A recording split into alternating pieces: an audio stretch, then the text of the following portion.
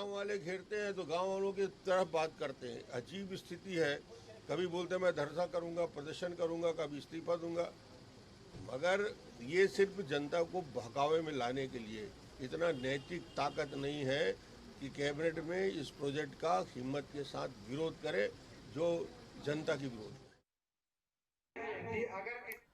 अब आइए आपको वो बयान भी सुनवाते हैं जिसमें टीएस सिंहदेव लेमरू प्रोजेक्ट को लेकर ग्रामीणों को संबोधित करते हुए धरने में शामिल होने तक की बात कह रहे थे। उसके बाद ये दबाव गांव वालों के ऊपर अगर बनेगा तो हम लोग भी उनके साथ धरने पे बैठेंगे, अनशन पे बैठेंगे। आमरण अनशन पे बैठना होगा तो आमरण अनशन पे भी बैठेंगे, ठीक है? बाकी आप लोग तय करिएगा तब। तो ये वो बयान हमने आपको सुनवाया और इससे पहले रमन सिंह का वो बयान भी सुनवाया जो उन्होंने इस बयान को काउंटर करते हुए दिया था। मोहन तिवारी इस वक्त हमारे साथ रायपुर से जुड़ रहे हैं। मोहन, एक तो ये कि हमने जब टीएस सिंहदेव साहब को देखा है, बड़ी बेबाकी से और साफ गोई से अपनी बात रखते हैं, लेकिन एक मंत्री होने के नाते जब वो इस तरह के बयान देते हैं तो अक्सर विपक्ष के निशाने पर भी आते हैं। बिल्कुल, और ये पहला मौका नहीं है। ऐसे कई बयान टीएस सिंहदेव के पहले भी आ चुके हैं, जिसकी वजह से सरकार के सामने एक ऐसी स्थिति बन जाती है कि वो विपक्ष के सवालों का जवाब देने के लिए उसे सोचना पड़ता है। और यही हुआ है कल अंबिकापुर में टीएस सिंहदेव के बयान के बाद। इस बयान में आप सुन सकते हैं कि एक जिम्मेदार मंत्री हैं, लेमरू प्रोजेक्ट पास हो चुका है, कैबिनेट ने इसे अपनी मंजूरी दी है, अब उस पर काम जब चल रहा है तो ग्रामीणों के विरोध में जब टीएस सिंहदेव पहुंचते हैं तो उनका कहना होता है कि अगर ऐसी स्थिति बनी तो वो खुद भी ग्रामीणों के साथ धरना प्रदर्शन और आमरण अनशन शुरू करेंगे। और यही वजह है कि एक मौका जो है विपक्ष को मिल जाता है और डॉक्टर रमन सिंह ने इस मौके को लपका है। और ये जो बयान वो दे रहे हैं उसमें ये बताने की कोशिश कर रहे हैं कि टीएस सिंहदेव के सामने जब कैबिनेट के बैठक में ये प्रोजेक्ट आया तब उन्होंने इस बारे में कुछ नहीं बोला। अब जब उनके क्षेत्र में विरोध हो रहा है तो इस तरीके के बयान दे रहे हैं, तो विपक्ष के निशाने में न केवल टीएस सिंहदेव बल्कि सरकार भी आती है। और विपक्ष एक तरीके से कोशिश कर रहा है अपने बयानों के जरिए ये बताने की कि कहीं ना कहीं कैबिनेट में इस बात को लेकर मतभेद है कि कोई प्रोजेक्ट किस ढंग से पास होता है। मंत्री बाहर कुछ कहते हैं, कैबिनेट में उस पर सहमति जताते हैं, तो विपक्ष के पास एक मुद्दा मिल गया है टीएस सिंहदेव के इस बयान के बाद। और टीएस सिंहदेव का ये बयान जो है वो सरकार की नीतियों के खिलाफ ही सामने आ जाता है। तो विपक्ष को एक तरीके से एक ऐसा हथियार मिल गया है जिससे वो एक तीर से दो निशाने लगा रही है। जी ठीक, मोहन, बहुत बहुत शुक्रिया तमाम बातचीत के लिए। और इस खबर पे इस वक्त ज़्यादा चर्चा के लिए हमारे साथ सच्चिदानंद उपासने साहब जुड़ गए हैं, वरिष्ठ बीजेपी के नेता हैं। उनके साथ घनश्याम राजू तिवारी साहब भी जुड़ गए हैं, कांग्रेस के प्रवक्ता हैं। आप दोनों का स्वागत है बंसल न्यूज़ पर। घनश्याम राजू साहब, पहले आपके पास आना चाहूँगा। दरअसल क्योंकि जिस बयान की वजह से इस वक्त पूरी खबर सुर्खियों में है वो आप ही की पार्टी के मंत्री की तरफ से आया है, और जो आरोप लगे हैं वो ये कि मंत्री को अगर कोई दिक्कत थी तो जब कैबिनेट में इस प्रोजेक्ट पर बहस हो रही थी या चर्चा हो रही थी तब उन्होंने इस तरह की बात नहीं की। अब दोहरे रवैये का आरोप उन पर लग रहा है, क्या कुछ सफाई आपके पास?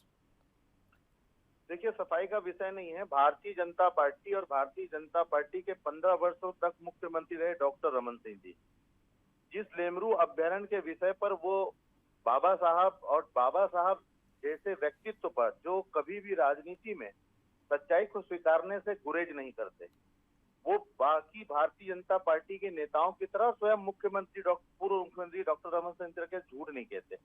उन्होंने हसदेव लेमरू क्षेत्र में जो जनजाति वहां रहती है, जो अभ्यारण्य के चलते उनको कहीं ना कहीं बेदखली का जो डर है, उस डर को लेकर उन्होंने मंत्री स्वास्थ्य मंत्री टीएस सिंहदेव जो कि उस क्षेत्र पर दौरे पर थे कहे थे। और जनता कभी भी कोई राजनीतिक रूप से मंत्री दौरे पर होते हैं तो अपनी पीड़ा अपनी परेशानियां व्यक्त करते हैं। ठीक, लेमरू हाथी अभ्यारण्य वो क्षेत्र है जिसको मोदी जी की सरकार ने कोल खदानों को उस क्षेत्र को खनन के लिए दिया हुआ है।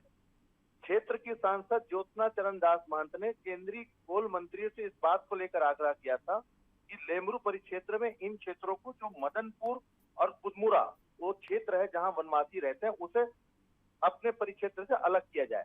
बहुत बड़ी परिस्थितियां हैं जी, और उस पर कहीं ना कहीं सांसद ज्योत्सना चरण दास महंत जी के पहल से उस क्षेत्र को मुक्त किया गया है जी। बावजूद क्षेत्र के वनवासियों को ये समस्या लगती है तो उन्होंने क्षेत्र के दौरे पर मंत्री से उनको उन बात को कही है इस पर सफाई देने जैसा विषय नहीं है। झूठ बोलने वाले झूठ बोलना बंद करें तो शायद प्रदेश हित में होगा। ठीक, झूठ बोलने की कोई बात नहीं, लेकिन अगर मंत्री सही बोल रहे हैं तो फिर जो आरोप लग रहे हैं, रमन सिंह ने आरोप लगाए हैं कि जब कैबिनेट में बैठक होती है तो वहां पर क्यों आरोप नहीं लगाते या वहां पर क्यों आपत्ति नहीं उठाते हैं, और जब जनता के बीच बोलते हैं तब बयान दूसरी तरह का क्यों होता है। सच्चिदानंद उपासने साहब इस वक्त हमारे साथ जुड़े हुए हैं। सच्चिदानंद साहब, घनश्याम राजू साहब ने सफाई देने से तो इनकार किया, लेकिन उन्होंने पक्ष जरूर रखा है। क्या आप सहमत हैं?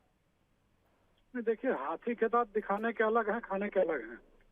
टीएस बाबा हर बार जिस प्रकार की बात करते हैं, सरकार को कहीं न कहीं कटघरे में हमेशा खड़ा करते हैं, और यही कारण है कि वे जनता के बीच में जाकर बोलते हैं, चाहे वो शराबबंदी वाला मामला हो, चाहे शिक्षकों वाला मामला हो, चाहे बेरोजगारी भत्ते वाली बात हो, ये सारी बातें। और इस प्रकार से लेमरू प्रोजेक्ट के बारे में भी स्वयं भूख हड़ताल धरने के आंदोलन की बात कर रहे हैं।